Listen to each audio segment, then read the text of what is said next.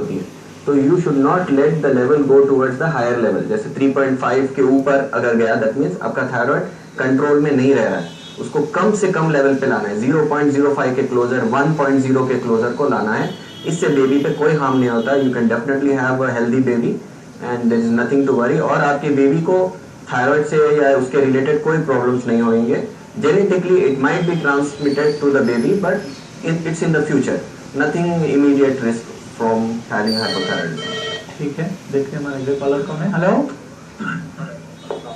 वालेकुम सलाम, कौन सा? मेरा नाम आदिल है, मैं बांका से बात कर रहा हूँ। ठीक है आदिल साहब, पूछें। मेरे वाइफ को थायराइड है, तकरीबन 4 ईयर से सफर कर रहे हैं। ठीक है। अभी थायराइड देखिए काफी मतलब 4 ईयर से होने की वजह से जी काफी सफर कर रहे हैं। तो 150 थायरोनॉर्मल के जो है टैबलेट वो ले रहे हैं जी। तो अभी काफी वेट गेन हो रहा है जी। तो कुछ वेट के मतलब वेट लॉस करने के लिए कोई अगर एक्सरसाइज या कोई ऐसी कोई तरकीब के लिए काफी वेट गेन हो रहा है। तकरीबन कई चीज उसमें इचिंग का प्रॉब्लम आ रहा है और छोटी छोटी चीज बढ़ जा रहे हैं। छोटी छोटी चीज जैसे कि चूल्हे पे कुछ रख रहे हैं तो एक 2-3 मिनट के बाद में फिर मतलब ये रिकॉर्ड करने के लिए प्रॉब्लम हो रहा है और काफी वेट गेन हो गया है तकरीबन थायराइड टेस्ट होने के बाद। क्या एज है आपकी वाइफ की? 31। अच्छा, और आपने थायराइड लास्ट कब चेक करवाया था उनका? ये मैं तो एवरी मंथ करवाता हूँ जी। तो PSH जो है पहले प्रोफाइल करवाता था, अभी तो डॉक्टर रेकमेंड करके दिए कि PHS तो वही जो ज्यादा रहता है, अभी 300 है जी। तो अभी अब हम 150 के थायरोनॉर्म टैबलेट खा रहे हैं। ठीक है। और काफी वेट गेन कर रहे हैं तो वेट के लिए थोड़ा वही पूछना था कि भाई एवरी मंथ वेट गेन हो रहा है। जैसे फ्रीक्वेंट हम चेक कर रहे हैं कि वेट का लास्ट मंथ 64 था तो तकरीबन अभी नेक्स्ट मंथ में 3 to 4 kg 5 kg ऐसा गेन हो रहा है। और हाइट क्या होगी उनकी लगभग? एक्सपेक्टेड हाइट देखिए 5 feet 6 inches है। 5 feet 6 inches है और अभी उनका वेट 64 के आसपास है बता रहे हैं? नहीं, अभी 77 है। 77। जी ठीक है, देखते हैं डॉक्टर साहब क्या जवाब देते हैं आपके सवाल का। शुक्रिया बहुत हमें कॉल करने के लिए। जी डॉक्टर साहब, इनकी हाइट 5'6" है, वेट अब 77 पहुंच चुका है। तो बता रहे कि चेक तो ये हर मंथ कराते हैं अपने थायराइड लेवल अपनी वाइफ का, लेकिन थायराइड पता नहीं क्या वजह है कि वेट बढ़ता ही चला जा रहा है, कम नहीं हो रहा, कंट्रोल में नहीं आ रहा। क्या हो सकती है डॉक्टर साहब इसकी वजह? इसकी वजह ये हो सकती है प्रॉब्ली डोसेज जो इनको मिल रही है वो उनकी बॉडी के लिए सफिशिएंट नहीं हो रही है। But even though the thyroid stimulating hormone 3.5 पे है, मुझे लगता है कि अभी इसको और थोड़ी टाइटर कंट्रोल में ला सकते हैं ना। 1.0 1.5 तक ला सकते हैं 3.5 से, तो थोड़ा फर्क पड़ेगा। मे बी बाई 25 mcg अगर उनकी जो थायरोनॉर्म टैबलेट को बढ़ा दी जाए। एंड फिर डाइट पे भी ध्यान देना चाहिए इनको कि क्या खा रहे हैं ये।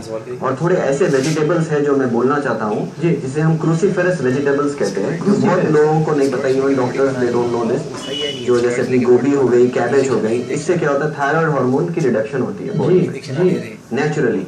सो ऐसे वेजिटेबल्स को अवॉइड करें, क्रूसीफेरस वेजिटेबल्स को अवॉइड करें। गोभी हो गई, कैबेज हो गई, तो these kind of things. And exercise भी करनी चाहिए। बिल्कुल, एक्सरसाइज इनको तो मिनिमम 1 hour करना चाहिए। And even if she does 5 days a week, तो 5 घंटे तो आप निकाल ही सकते हैं एक हफ्ते में एक्सरसाइज पे। और डाइट कंट्रोल करें।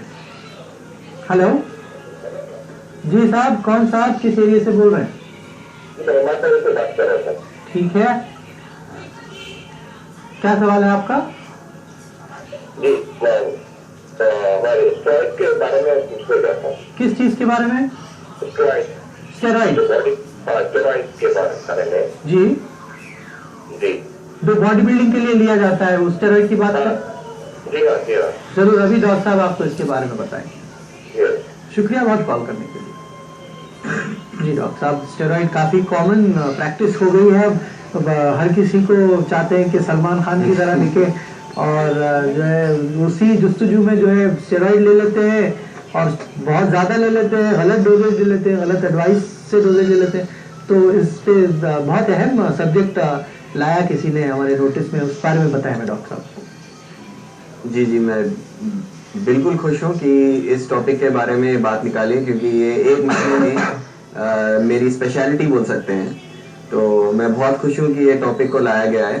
स्टेरॉइड्स एक ऐसी चीज़ है, डेफिनेटली अगर आप कोई भी मेडिसिन लीजिए, स्टेरॉइड छोड़ के भी अगर आप एंटीबायोटिक भी लेंगे तो उसके भी साइड इफेक्ट्स होंगे। अब अपनी कॉमन सी डिस्प्रिन गोली भी लेंगे ज़्यादा तादाद में तो उससे भी स्टमक अल्सर्स हो सकती है। तो steroid is something very high level then these medication.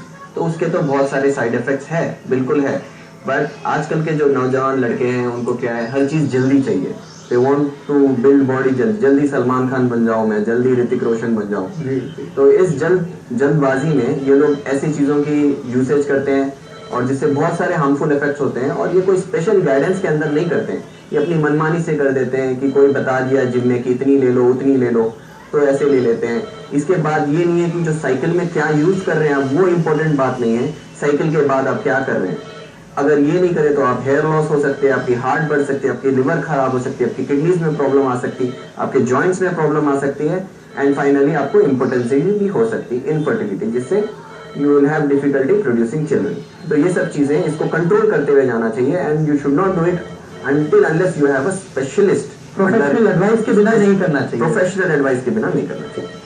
Hello जी, किस एरिया से बात कर रही हैं? ठीक है। हेलो, मैं रूपाबाद से बात कर रही हूँ। जी ठीक है, आपका सवाल पूछिए। वही मेरे आर्थोपेडिक वगैरह होता। कहाँ पर? आर्थोपेडिक का है मेरे को। ठीक है, किस जगह पर? जी, किस जगह पर दर्द होता है आपको? ये घुटनों में, घुटनों में, जान में दर्द होता। ठीक है। हाँ। और आपका था 2 साल 3 साल से ये सारा खर्च कमाता भी होता, एक कदम चलने नहीं आता था दर्द उठा तो। ठीक है। अच्छा, आपकी उम्र बताएं? मेरी उम्र 50 है। 50 ईयर्स। ठीक है, डॉक्टर साहब अभी इस सवाल का जवाब देंगे। बहुत शुक्रिया हमें कॉल करने के लिए। डॉक्टर साहब कुछ और भी बताएं नौजवानों को, कि बहुत अहम सब्जेक्ट है स्टेरॉइड का, इसका जवाब देके हम इनके सवाल का जवाब देंगे। तो आपने जैसे बताया प्रोफेशनल एडवाइस नहीं लेते, लेकिन क्या डॉक्टर साहब पॉसिबल है कि एक अच्छी खूबसूरत बॉडी बनाई जाए विदाउट स्टेरॉइड? क्या ये पॉसिबल है? और अगर स्टेरॉइड लेते हैं तो मैं समझता हूँ कि नौजवानों को जानने की कोशिश करनी चाहिए कि भाई हमारा प्रोफेशन क्या है और स्टेरॉइड लेना हमारे लिए क्या अहमियत रखता है। आपका क्या ख्याल है डॉक्टर साहब, थोड़ा इसके लिए कुछ रोशनी डालें। तो बिल्कुल सही सवाल करें हैं, और मैं बोलना चाहता हूं कि स्टेरॉइड्स उनको लेनी चाहिए जो प्रोफेशनली कुछ करना चाहते हैं लाइफ में, मतलब आपकी प्रोफेशन से रिलेटेड है। जैसे आप बॉडी बिल्डिंग कॉम्पिटिशन में उतरना चाहते हैं, यूनाइटेड स्टेट्स हो, दूसरे कंट्रीज हो, वहाँ पे वो लोग लेते हैं क्योंकि उनको कुछ मतलब professionally they want to reach somewhere. हर आम आदमी, हर बंदा जो जिम को जा रहा है, उनको ज़रूरत नहीं है लेने की। आप without it you can definitely build a very good body. मैं बोलता हूँ कि 50-60% इज डाइट। आप अपनी डाइट को प्रॉपरली मेंटेन करिए, अच्छी इंटेंस वर्कआउट करिए, ट्रेनर की गाइडेंस के अंडर में आप बहुत अच्छी बॉडी बना सकते हैं। आपको स्टेरॉइड्स की रिक्वायरमेंट ही नहीं है। So why do you want to use something very harmful without the guidance when you can do it safely? जी डॉक्टर साहब, और ऑस्टियोआर्थराइटिस की शिकायत है, हमारे पिछले कॉलर ने पूछा था, उसका जवाब देंगे। उससे पहले एक और कॉल ले लेते हैं। हेलो जी, वालेकुम सलाम। कौन साहब, किस एरिया से बोल रहे हैं? जी, मेरा नाम अकरम खान है। जी अकरम खान साहब, क्या सवाल है आपका? जी, मेरा जो मर्द है वो बलगम आते रहता हमेशा मेरे को। ठीक है। और उसमें से मुंह में से बोली आती है। ठीक है। ठीक है, तो उसके लिए क्या है कोई इलाज? ठीक है। और कोई दूसरी शिकायतें हैं आपको, सांस लेने की या खांसी? हाँ, सांस लेने की है। जी, ब्रीथिंग डिफिकल्टी होती है आपको? हाँ, खांसी भी होती, कभी कभी होती, लेकिन सांस ज्यादा चढ़ती। और कब से है आपको ये शिकायत? जी, मेरे को तो ये बचपन से अच्छे नहीं। जी, सांस लेने की शिकायत भी बचपन से ही है? नहीं, ये तो भी हाल में शुरू हुई, जब से जरा मोटापा है तब से हो। ठीक है, देखते हैं डॉक्टर साहब आपके सवाल का क्या जवाब देंगे। डॉक्टर साहब, इससे पहले जिन्होंने हमें कॉल किया था उन्होंने बताया कि उन्हें बहुत ज़्यादा दर्द होते हैं बॉडी में, ऑस्टियोआर्थराइटिस से समझती हैं वो उन्हें। तो ऑस्टियोआर्थराइटिस के बारे में डॉक्टर साहब इन जनरल बताएं। उन्होंने तो बताया कि उनकी एज 50 ईयर्स थी, तो ये आता है, कैसे आता है और इसको कैसे कंट्रोल किया जा सकता है? ये osteoarthritis is age related problem. जैसे एज होती रहती है, अपने जो घुटनों के बीच में जो जॉइंट्स की कार्टिलेज होती है, मेनिस्कस होती है, ये सब है ना, धीरे धीरे इट गेट्स टोन अवे। तो वो कम होने से joints become stiffer and more friction होती है इनके बीच में। So that's how you get osteoarthritis which is very common problem. और मेनली ये ज़्यादातर जो इंसान मोटे होते हैं उनकी वेट ज़्यादा पड़ने की वजह से उनकी जॉइंट्स जल्दी ख़राब हो जाती है। तो बेस्ट है कि आप वेट गेन अवॉइड करें और लाइट रहें ताकि आपके जॉइंट्स आपका ज़्यादा साथ दें लाइफ में। एंड बेसिकली वही है इसका ज़्यादा कोई इलाज नहीं है। ग्लूकोजामाइन कॉन्ड्राइटिन करके थोड़ी गोलियां आती हैं which helps in protection of the cartilage. तो ये डेली उसको अपनी डाइट में इंक्लूड करके यूज़ कर सकती हैं to reduce some of the symptoms. जी हेलो जी, वालेकुम सलाम। किस एरिया से बात कर रही हैं आप? ठीक है, क्या सवाल है आपका डॉक्टर साहब के लिए?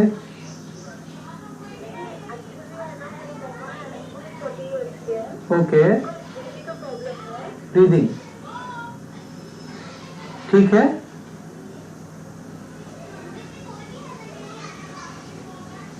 पूछे, सवाल पूछे आपका, हम सुन रहे हैं। मतलब बहुत हाई हो जाती बीपी। अच्छा। ऊपर अगर बीपी हाई हो गई तो उनको रात में नींद नहीं आती, नींद के टैबलेट लेना पड़ता उनको। अच्छा ठीक है। और कितना है उनका बीपी अभी राइट नाउ? कितना है उनका बीपी अभी? उनका बीपी सुबह से भी कम नहीं है, 180 है। मतलब नो बीपी बढ़ते ही जाती, बहुत चिल्लाते हैं वो, कोई रीजन भी नहीं है, मतलब बहुत टेंशन ले लेते हैं। ठीक है। और रात में नींद नहीं आने की भी शिकायत है उन्हें? हाँ, रात में नींद नहीं आती है ना, मतलब ज्यादा जब बीपी बढ़ते हैं तो उनकी दिन में लाइक वाइब्रेशन टाइप होता है, बोल रहे थे मम्मा। ठीक है ठीक है, अभी डॉक्टर साहब आपके सवाल का जवाब देंगे। बहुत शुक्रिया कॉल करने के लिए। डॉक्टर साहब, इससे पहले अकरम साहब ने फ़ोन किया था, वो बता रहे थे कि उन्हें बहुत ज़्यादा फ्लेम आता है और बैड स्मेल आती है माउथ से और खांसी भी होती है उन्हें, तो ब्रीदिंग डिफ़िकल्टी होती है जो उनकी अहम शिकायत है, कुछ दिनों से वेट बढ़ने से हो गई थी।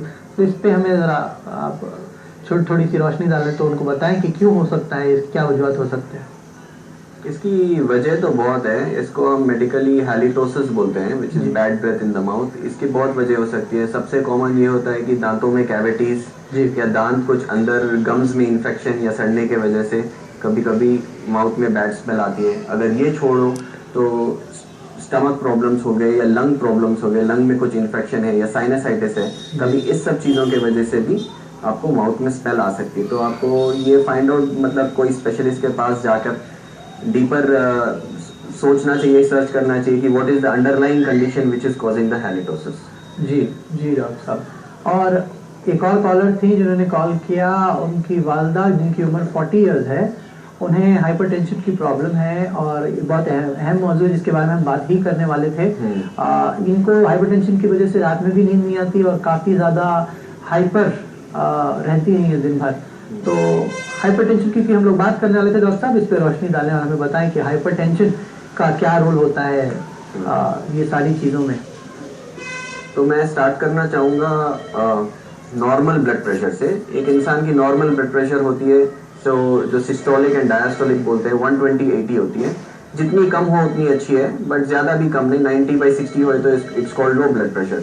जब आपकी ब्लड प्रेशर 140/90 से बढ़ जाती है इट्स कॉल्ड हाइपरटेंशन।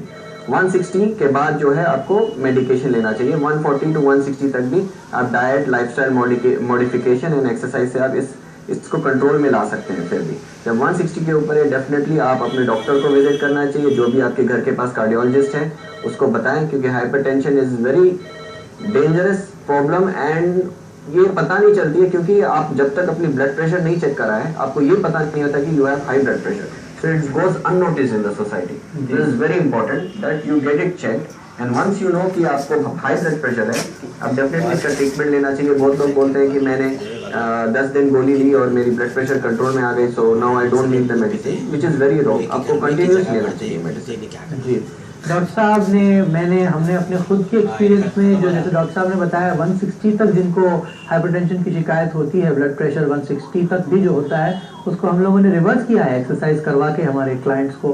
तो नाज़रीन, बहुत अहम रोल है एक्सरसाइज का और इसको बहुत कम इम्पोर्टेंस दी जाती है।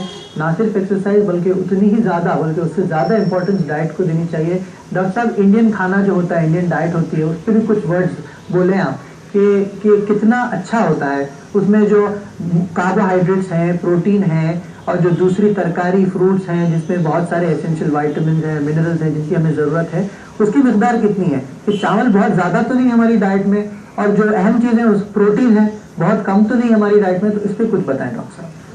तो एक रेगुलर डाइट जो बोलते हैं हम उसमें होता है कि you have carbohydrates, proteins and other kind of nutrients, vitamins and minerals. तो हमारी जो इंडियन थाली अगर आप देखें तो एक बड़ी सी थाली में अगर देखें आप 70 to 80% तादाद में हम चावल भर देते हैं उसमें, विच इज एक्सेस। इतनी सारी नहीं होनी, जो कार्बोहाइड्रेट, प्रोटीन और फैट्स की जो रेशियो होनी चाहिए इट शुड बी 60, 30 एंड 10। तो हमारे जो डाइट में अगर आप देखें, बिरयानी देखें तो इट्स लाइक 90% और उसमें बस 1-2-4 पीस होते हैं प्रोटीन के, और बाकी सब इट्स फैट, और जो डालडा या घी में उसको कुक किया जाता है which is also not very good, बहुत हैवी रिच फूड हो जाती है जिससे प्रॉब्लम होता है। और सॉल्ट भी हमारे डाइट में ज़्यादा यूज होता है जिससे again it affects the blood pressure को बढ़ाता है। तो हमारी जो डाइट होनी चाहिए 30 to 40%, 50% शुड बी कार्बोहाइड्रेट, जैसे 2 to 3 रोटी या एक फिस्ट भर के जितनी चावल होता है उतना, फिर उसमें आप दाल रख लीजिए, तरकारी रख लीजिए, और फिर बीच में जितना भी हो सके आप उसको fruits and different other vegetables या सलाद से आप कवर करें, अगर आपको फिर भी उसके बावजूद भूख लगती हो तो। So that is how a proper diet should be. जैसे क्लीन डाइट मेंटेन करनी चाहिए, आप क्लीन डाइट मेंटेन करें, 1 घंटा एक्सरसाइज करिए, आपको कोई चीज की जरूरत नहीं पड़ेगी। बिल्कुल डॉक्टर साहब ने बिल्कुल ठीक फरमाया। नाज़रीन, जैसे ज़माना बदला और काम बढ़ गया और जो है हमारा एक जगह से दूसरे जाना पड़ गया, तो हम लोगों ने ऑटोमेटिकली जैसे कार्स खरीद ली या मोटरसाइकिलें खरीद ली, उसी तरह हमें अडेप्ट करना है अब एक्सरसाइजिंग को, क्योंकि अब हमारी एक्सरसाइज कम हो गई है जी। तो डॉक्टर साहब ने जो बातें बताई डाइट के बारे में और जो अहमियत दी एक्सरसाइज को, इन्हें याद रखें नाज़रीन, और इसे अपनी ज़िंदगी में शामिल करने की कोशिश करें। हमारी कोशिश यही रहती है कि हम ऐसी बातें आपको बता सकें और उससे आप फ़ायदा उठा सकें। बहुत शुक्रिया नाज़रीन हमारे इस प्रोग्राम को देखने का। मैं डॉक्टर सैयद फैज़ुर रहमान, डॉक्टर अनिरुद्ध और हमारी सारी टीम की तरफ से आपको बहुत शुक्रिया अदा करता हूँ। खुदा हाफ़िज़, अगले हफ्ते मिलेंगे इसी वक्त इसी दिन।